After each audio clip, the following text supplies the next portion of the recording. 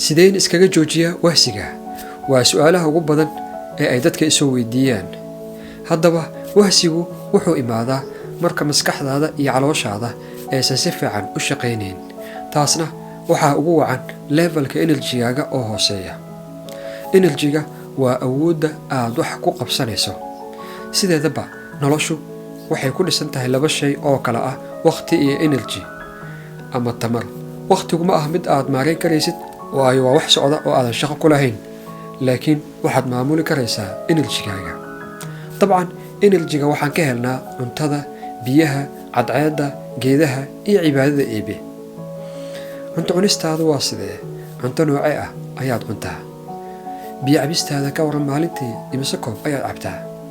qorax ma heshaa maalintii? sideese cibaadada eebe isku tihiin? dabcan enerjiga aad ka hesho intaas waa uu kaa baxayaa haddii aadan si wacan u maarayn. wax kasta aad indhaha ku daawanayso wuxuu kaa qaadanayaa enerji. wax kasta aad dhegaysanayso wuxuu kaa qaadanayaa enerji. hadalka aad ku hadlayso wuxuu kaa qaadanayaa enerji. wax kasta aad gacanta ee lugta ku qabanayso wuxuu kaa qaadanayaa enerji. sidoo kale wax kasta aad ka fikirayso wuxuu kaa qaadanayaa enerji aan la soo koobi karin. haddii aad tahay qof aan ku xisaabtamin halka uu enerjigiisa ku bixinayo, way fududahay in enerjigaaga dhaqso kaaga dhammaado, taasoo keenaysa inaad dareento tabaryari, inaad ka wahaysato howlahaaga, caajis badanna aad dareento iyo wixii la mid ah. mar kasta aad ilaaliso enerjigaaga waa mar kasta ay maskaxdaada active ahaato, kuguna dhiirageliso inaad wax qabsato. sidaa daraaddeed, si aad uga hortagto wahsiga, isku day inaad kontaroosho oo aad ilaaliso enerjigaaga halka aad ku bixinayso. haddii aad doonayso inaad wax badan qabsato nolosha, cun cuntooyinka enerjiga fiican laga helo maalin walba.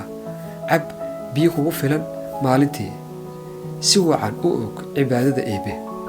ka ilaali indhahaaga ku daawashada waxa aan micnaha u lahayn. ka ilaali dhegahaaga ku dhegaysiga waxa aan waxba kuu soo kordhinayn. hawsha aad gacanta iyo lugta ku qabanayso u qabo si aayar ah. iska ilaali weliga degdega. haddii uu jiro problem maskaxeed, waa lama huraan inaad la tacaasho oo aad daweyso ama aad la tasho dad qof ku caawin kara. waayo marka uu jiro problem maskaxeed sida stress iyo depression, enerjigaaga ugu badan isaga ayaa kaa qaadanaya ka fikirkiisa. marka aad intaa ku dadaasho, waxaa hagaagaya sistamka noloshaada. kadibna waxaad awood u yeelanaysaa inaad qorshe iyo jadwal maalmeed degsato, hadafna aad samaysato. isku soo wada duubo, haddii aad horumariso sistamka iyo tayada noloshaada, ma jiri doono wax wahsi iyo caajis ah toona. balse haddii aadan horumarin tayada iyo sistamka noloshaada, jadwal kasta aad dejiso iyo qorshe kasta aad abuurato iyo hadaf kasta aad dhigato, way adag tahay inaad ku guulaysato. mahadsanid.